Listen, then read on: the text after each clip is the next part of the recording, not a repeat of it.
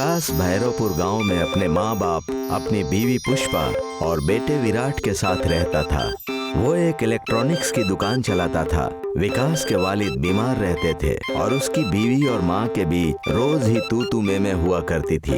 एक दिन, ओ बहू, मेरी नई वाली साड़ी निकाल देना। अरे माँ जी, अभी मैं बिजी हूँ, आप ही देख लीजिए ना। आप बैठी ही तो हैं। अरे सीधे बोल देना, तुझे करना ही नहीं है। मेरा बैठना तो तुझसे देखा ही नहीं जाता। जानती है तो बोलती क्यों है? उसी समय महिला मंडल की कुछ औरतें कमला के घर आती हैं। वो औरतें कमला और उसकी बहू को सावन के त्योहार में आने का दावतनामा देती हैं। तभी बावर्ची खाने से पुष्पा दौड़ती हुई आकर उन औरतों के पास बैठ जाती है और उनसे बातें करने लगती है। मेरी बहू नहीं आ पाएगी, ये बहुत कामों में बिजी रहती है। अरे अम्मी अरे माँ जी, आप बेफिक्र रहिए, मैं सारा काम वक्त पर खत्म कर लूंगी और फिर चलूंगी। सास बहू एक दूसरे को ताना मारती हैं और बहस करने लगती हैं। ये देखकर महिला मंडली कहती है, आप दोनों एक दूसरे में बात कर लीजिएगा, फिर आ जाइएगा। हाँ माँ जी, सही कह रही हैं। 100 बात की एक बात है माँ जी, अब आपकी तो उम्र हो चुकी है। अब तो पुष्पा को ही इन पार्टियों में जाना चाहिए। तूने बिल्कुल सही कहा कविता। अरे तुम्हारी ये नई पीढ़ी बुजुर्गों के मौजूदगी का महत्व क्या समझेगी, लेकिन हमारा जाना बहुत जरूरी होता है। हाँ बहन, तुम सही कह रही हो। ठीक है, हम लोग चलते हैं। प्रोग्राम अगले ही दिन का होता है। दोनों सास बहू नोक झोंक के बाद तैयारी कर लेती हैं, मगर इसी बीच पुष्पा के ससुर की तबीयत खराब हो जाती है। माँ जी, आपको पिताजी का ख्याल करना चाहिए और प्रोग्राम में नहीं जाना चाहिए। बहू, ये बात मैं तुमसे कहने वाली थी कि तुम इस घर की बहू हो, इसलिए घर पर रहो और अपने ससुर का ख्याल रखो। दोनों का तू मैं देखकर कमला का शौहर जितेंद्र बोलता है, तुम दोनों जाओ, मैं ठीक हूँ, मुझे कुछ नहीं हुआ है। नहीं पिताजी, मैं रुक जाती हूँ। हाँ, बहुत खूब, तुम जाओ बहू, मैं ही रुक जाती हूँ। अरे तुम दोनों जाओ, मैं बिल्कुल ठीक हूँ। ये सुनकर दोनों ही खुश हो जाती हैं और अपनी तैयारी करने चली जाती हैं। बहू, तुम क्या पहन रही हो? देखती हूँ माँ जी, पुरानी साड़ियों में से कुछ अच्छा होगा तो वही पहन लूंगी। जो भी पहनो, मुझसे तो कम ही दिखोगी। हाँ माँ जी, बहुत खूब कह रही हैं। आप तैयार होकर चलिए, मैं आती हूँ सारे काम निपटा कर। हाँ बहू, मैं जाती हूँ, मुझे अपनी साड़ी भी तो दिखानी है सबको। कमला तैयार होकर महोत्सव में चली जाती है। उसके बाद पुष्पा जाती है। पुष्पा की साड़ी देखकर सभी औरतें बहुत तारीफ करती हैं। ये देखकर कमला को बहुत जलन होती है। बहू ने तो मुझसे झूठ बोला, नई साड़ी ली और मुझे पता ही नहीं है। रुको, इसको तो घर जाकर बताती हूँ। अरे कमला बहन, तेरी बहू ने तो बहुत खूबसूरत साड़ी पहनी है, बेहद महंगी लग रही है, पर तेरी साड़ी तो बहुत ही सिंपल और उदास लग रही है। कमला घर वापस आती है तो देखती है कि जितेंद्र चक्कर खाकर गिर पड़ा है और उसके सर में बहुत चोट लगी है और पैर भी टूट गया है। जितेंद्र के इलाज में अच्छा खासा खर्च होता है। दूसरी तरफ पुष्पा का बेटा विराट अब बड़ा हो जाता है। उसकी पढ़ाई में और घर का खर्च बढ़ने से विकास को बहुत फिक्र होती है और इस दौरान भी सास बहू के झगड़े नहीं रुकते। एक दिन, इनकी ये हालत सिर्फ बहू की वजह से हुई है। माँ जी, ये आप क्या कह रही हैं? मैंने क्या किया है? ये सब तो आपकी वजह से हुआ है। अरे तुम दोनों चुप रहो। एक तो घर चलाने के फिक्र, ऊपर से तुम दोनों के झगड़े। यहाँ रहना ही बेकार है। हाँ जी, आप सही कह रहे हैं। माँ जी बस रोज रोज झगड़ा ही करती रहती हैं मुझसे।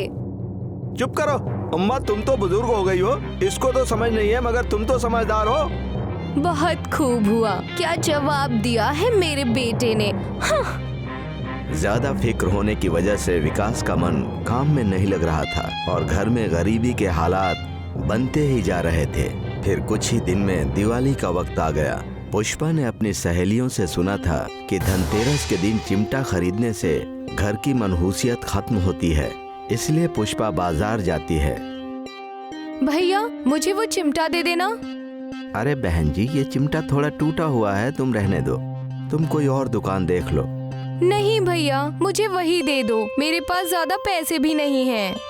दुकानदार कम पैसों में वो चिमटा पुष्पा को दे देता है।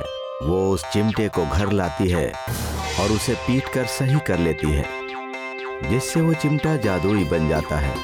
अरे आज बाजार से क्या लेकर आई?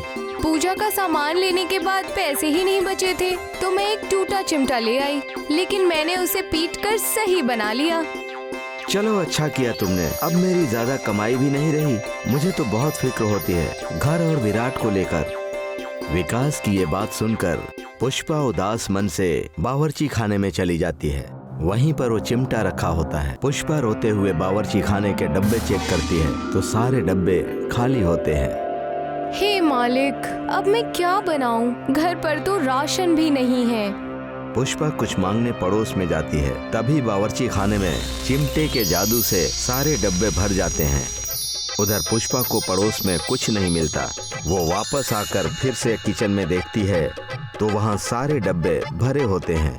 डब्बों को भरा हुआ देखकर वो सोचती है कि विकास लाया होगा और वो खाना बनाने लगती है। जब वो खाना बनाकर सबको परोसती है तो विकास कहता है, अरे ये इतना सारा खाना कहाँ से आया? ये सब आपकी मेहनत का लाया हुआ है। अचानक हंसी मजाक होने लगती है और बात टल जाती है। कोई भी ध्यान नहीं देता कि खाने का सामान कहाँ से आया। पुष्पा, माँ, विराट, जल्दी आओ, देखो मैं तुम सबके लिए तोहफे लाया हूँ। क्या बात है जी, आज तो आप बेहद खुश हैं।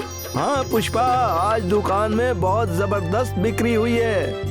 विकास सबको तोहफे देता है। वो पुष्पा और अम्मा के लिए साड़ी लाया होता है। कमला पुष्पा की साड़ी देखकर जलने लगती है। बहू, तेरी साड़ी तो बहुत अच्छी लग रही है, ये मुझे दे देना। क्या माँ जी, आपको हमेशा मेरी ही साड़ी पसंद आती है, मैं नहीं दूंगी।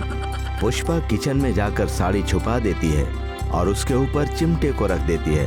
तभी कमला किचन में आकर उस साड़ी को ढूंढ लेती है और फिर दोनों में झगड़ा होने लगता है। झगड़ते झगड़ते वो दोनों हॉल में आ जाती हैं, जहां जितेंद्र बेड पर लेटा होता है। तभी दोनों के हाथों से छूटकर साड़ी नीचे और चिमटा जितेंद्र के बदन पर गिर जाता है। माँ जी, आपने ये क्या किया? बहू, ये तुम्हारी वजह से हुआ है।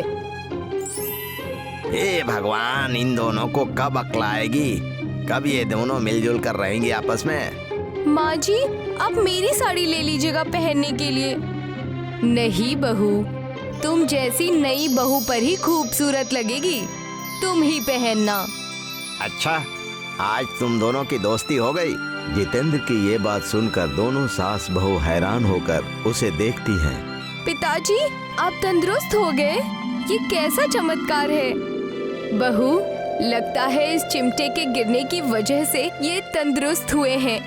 हाँ माँ जी, मुझे भी लगता है कि इस चिमटे में ही कोई बात है। जब से ये हमारे घर में आया है, तब से सब कुछ अच्छा हो रहा है।